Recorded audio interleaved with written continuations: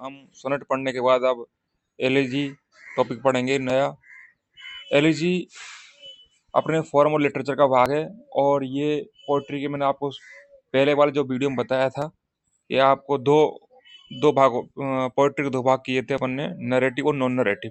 तो नरेटिव के अंदर तो अपना इपिक और बैलेड था, इसके अंदर कहानियाँ बताई जाती है। और नॉन नरेटिव में जो कहानियाँ नहीं बताई जाती, इसमें अपने कवि अपने विचारों को बताता है। तो इलिजी और सोनेट उसी का भाग था। सोनेट हम कवर कर चुके हैं, आज हम इलिजी को भी कवर करेंगे। तो इलिजी का हिंदी अर्थ होता है शोक गीत। तो सबसे पहले ये जानेंगे हम कि व्हाट इज एलिजी, इलिजी है क्या। तो एन इलिजी इज अ पोइम, एक पोइम होती है, कविता होती है या सॉन्ग होता है, या तो कोई गाना होता है, एक गीत या कोई कविता होती है।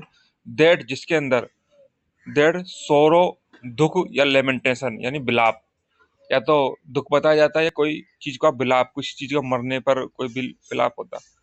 ऑफन अबाउट समवन या समथिंग दैट इज डाइड, जो कोई मतलब व्यक्ति मर चुका है, उसकी किसी व्यक्ति या किसी चीज पर, जो चीज जो चीज मर चुका है, कोई व्यक्ति मर चुका है या कोई वस्तु, जैसे कोई चीज ऐसी हो, जानवर वगैरह मर चुका है, उसकी उस पर विलाप करना, उस पर दुख जाहिर करना गीत के माध्यम से, वो इलिजी कहलाता है।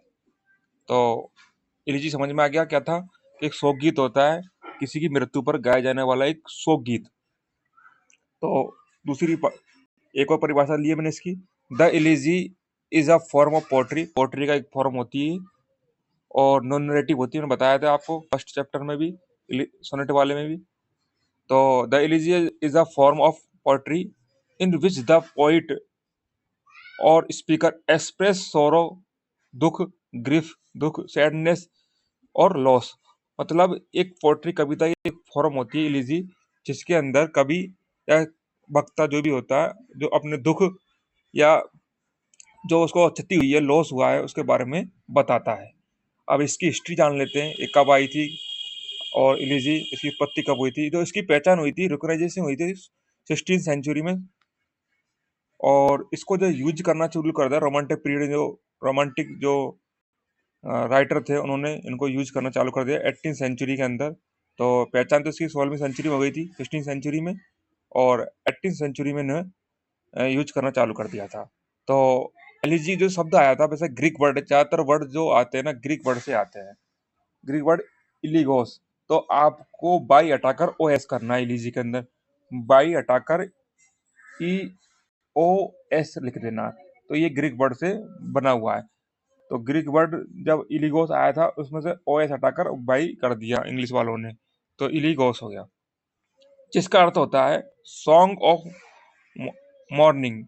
मॉर्निंग मतलब विलाप, मतलब एक विलाप का गीत, एक तरह से लेमेंटेशन, एक तरह से वो भी विलाप ही होता है। ठीक है, आई डायर्ज गीत मतलब एक शोक गीत, गाना। ए मेलंकली सॉन्ग मतलब दुख भरा सॉन्ग। मतलब ये जो सुनोमी होते हैं ना, विलाप के है, दुख के है, तो वो सुनोमी भी आ सकते हैं, है ना। समानार्थी शब्द भी आ सकते हैं, जैसे इसमें डायर्ज दे दिया, लेमेंटेशन दे दिया, मॉर्निंग दे दिया, सोरो दे दिया, सैड दे दिया, डेथ दे दिया, जो भी सॉन्ग, ये सब किसका अर्थ है, ये इलिगोस के अर्थ है। तो इसमें कुछ दुख भरी बात है। थीम इसकी क्या है, थीम देखो, थीम ऑफ इलिजी सैडनेस होगी, दुख भरी है। सीरियस सॉन्ग होता है इसके अंदर डेथ सॉन्ग भी हो सकता है, सैड सॉन्ग या मेलंकली सॉन्ग, जो भी है, ये थीम होती है। उसके बाद पढ़ेंगे हम करेक्टरिस्टिक्स ऑफ इलिजी। इलिजी की विशेषताएं कौन कौन सी हो सकती है। तो सबसे पहले तो आपको ये याद रखना है, ये अल्टरनेटिव हेक्सामीटर और पेंटामीटर में लिखी जाती है। हेक्सामीटर और पेंटामीटर लाइंस में लिखी जाती है, और सोनेट अपन लिखी जाती थी आयम्बिक पेंटामीटर में, और इलिजी लिखी जाती है हेक्सामीटर एंड पेंटामीटर। या तो अल्टरनेटिव या तो हेक्सामीटर में लिख देंगे, या अल्टरनेटिव पेंटामीटर लाइंस में लिख देंगे। उसके बाद अपना दूसरा पॉइंट है कि पोइट डज नॉट फॉलो। इसके अंदर पोइट किसी प्रकार का मीटर, राइम और स्ट्रक्चर को फॉलो नहीं करता, वो अपने थॉट विचारों को लिखता चला जाता है। इसके अंदर कोई मीटर नहीं होता, इसके अंदर कोई राइम नहीं होती, इस वजह से स्ट्रक्चर नहीं। लेकिन सोनेट के अंदर तीनों चीजें होती थी, मीटर भी होता था, राइम भी होती थी, स्ट्रक्चर भी होता था, लेकिन इलिजी में ऐसा कुछ नहीं है। उसके बाद आ जाओ, अपना तीसरा पॉइंट है ए पोइम विथ सीरियस रिफ्लेक्शन। ये जो कविता होती है, एक तरह से आपको सीरियस कर देगी, आपको प्रभाव ऐसा डालेगी अपने ऊपर कि आप सीरियस हो जाओगे। और चौथा पॉइंट है specially written on someone death, विशेष तौर पर किसी की डेथ पर, किसी के मर जाने के बाद लिखी जाती है, उसकी उसकी श्रद्धांजलि की कॉन्सोलेशन देते हैं, श्रद्धांजलि देते हैं, तो उसके बारे में लिखी जाती है। उसकी प्रशंसा के अंदर भी लिख सकते हैं भाई, जब डेथ होने के बाद जब विलाप होता है तो उसकी प्रशंसा भी इसमें की जाती है, तो इसका भी ध्यान रखेंगे। अब प्रशंसा के अंदर भी इसकी एलिजी लिखी जा सकती है। मरने के बाद किसी की प्रशंसा गीत के माध्यम से प्रशंसा करते हैं, उसे उसमें भी अपन एलिजी लिख सकते हैं। ठीक है। उसके बाद पांचवा पॉइंट है अपना, poet tells about his emotion not a story. इसके अंदर सारे सारे जो कवि बताएगा हमें, क्या बताएगा, इमोशन बताएगा, उसके उसी भावना को बताएगा, उसको कैसा था वो कैसा नहीं था, स्टोरी नहीं बताएगा उसके बारे में, जो उसकी कहानी नहीं बताएगा। General return in first person, कोई कवि खुद लिखता है फर्स्ट पर्सन में, तो जनरल रिटर्न किसमें आ जाती है, फर्स्ट पर्सन में लिखी जाती है। 7, तो the elegy is identify by it is subject matter not it what is form. इसके अंदर विषय वस्तु सब कुछ होता है, इसके अंदर फॉर्म की कोई महत्वता नहीं, तो इसमें मीटर राइम वगैरह स्ट्रक्चर नहीं होता है। इसका सब्जेक्ट मैटर क्या का ही महत्व होता है इसके अंदर। और इसमें 8वें नंबर की जो अपनी विशेषता है, आप पोएम ऑफ मॉर्निंग के अंदर MOURNG है, मॉर्निंग विलाप वाली, तो इस कविता किसकी होती है, विलाप की, या लेमेंटेशन विलाप होता है इसके अंदर। अब हम पढ़ेंगे टाइप्स ऑफ एलिजी। एलिजी के कुछ प्रकार बताए। दो, पहला प्रकार है अपना पेस्टोरल एलिजी। पेस्टोरल एलिजी क्या होती है, एक ग्रामीण गीत होता है, ये एक देहाती गीत, तो ग्रामीण लोग गाते हैं ना, तो एक गडरिये का गीत होता है। मुख्य रूप से गडरिये की जो दूसरा गडर एक गडरिया जब दूसरे गडरिये की याद में गाता है इसको, मौत होने के बाद, डेथ होने के बाद। जैसे इसका मेन फीचर होता है पेस्टोरल एलिजी का, एक सेपर्ड होता है, कौन होता है, गडरिया होता है। इसका मेन फीचर कौन होता है, सेपर्ड होता है। और इसकी जो सेटिंग होती है पूरी रूरल एरिया, ग्रामीण एरिया के अंदर होती है। पहली बात तो इसका मेन फीचर कौन होता है, सेपर्ड होता है, एक गडरिया होता है। और इसकी जो पूरी सेटिंग है रूरल एरिया, ग्रामीण एरिया में की जाती है। इसकी जो विलाप किया जाता है, मौन विलाप किया जाता है, shepherd death to of fellow shepherd, दूसरे जो गडरिया होता है उसके द्वारा अपने दूसरे गडरिये की मौत पर, एक गडरिये की मौत पर दूसरे गडरिये का अफसोस करना, ये पेस्टोरल एलिजी के अंदर आता है। विलाप करता है एक गडरिया दूसरे गडरिये की मौत पर विलाप करता है, ये अपना क्या होगा। इसके अंदर जो एग्जाम्पल के रूप में ये बहुत इंपॉर्टेंट, काफी बार पूछी गई है, लिसिडास, इसने लिखी थी, पेस्टोरल एलिजी है, जॉन मिल्टन ने लिखी थी 1638 के अंदर। तो पेपर में क्वेश्चन आ जाता है लिसिडास किसने लिखी थी, जॉन मिल्टन में, कैसी एलिजी है, पेस्टोरल एलिजी है। उसके बाद उसका दूसरा प्रकार पढ़ेंगे, उसके बाद पढ़ेंगे हम इकोमाइस्टिक एलिजी, श्रद्धांजलि देना एक तरह से। तो श्रद्धांजलि देते हैं जब मरने के बाद व्यक्ति को, तो उस याद में गाने वाली जो इकोमाइस्टिक एलिजी होती है। तो सबसे पहले द पोइट ट्रिब्यूट श्रद्धांजलि देता है to some great man and often a study of his life and character, उसकी जिंदगी के बारे में अध्ययन, कैरेक्टर के बारे में बताता है गीत गाते हुए, एलिजी गाते हुए, ये इकोमाइस्टिक एलिजी कहलाती है। उसके बाद आती है personal elegy.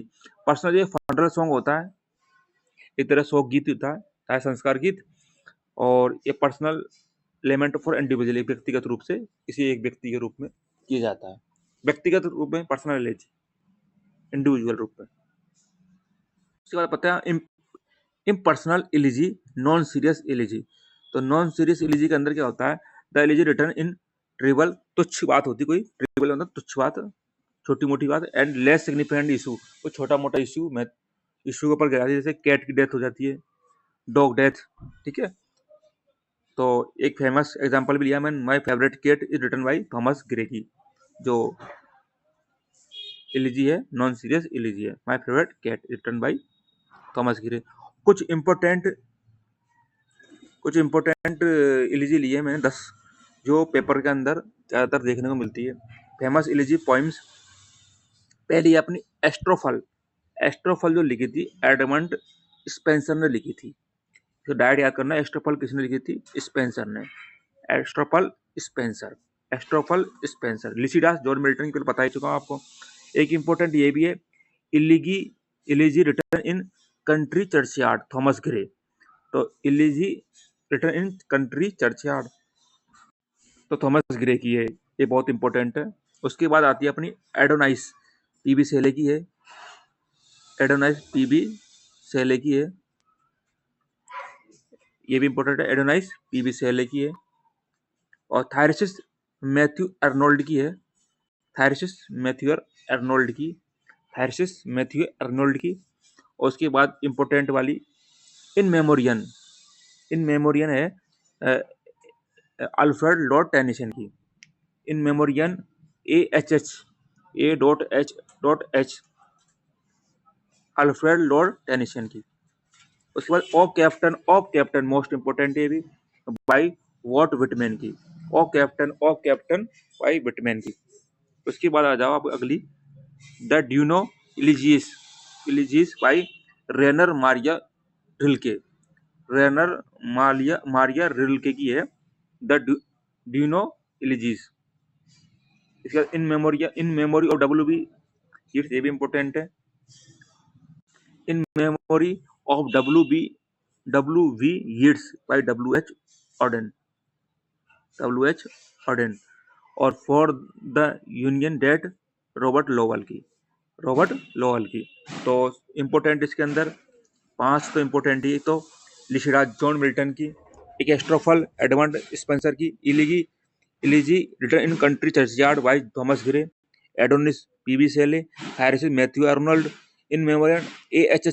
Alfred Lord Tennyson, of my captain Walt Whitman की, the Duino elegies by Rainer Maria Rilke, in memory of WB Yeats by W.H. Auden, for the union dead Robert Lowell की। Thank you sir, thank you for watching.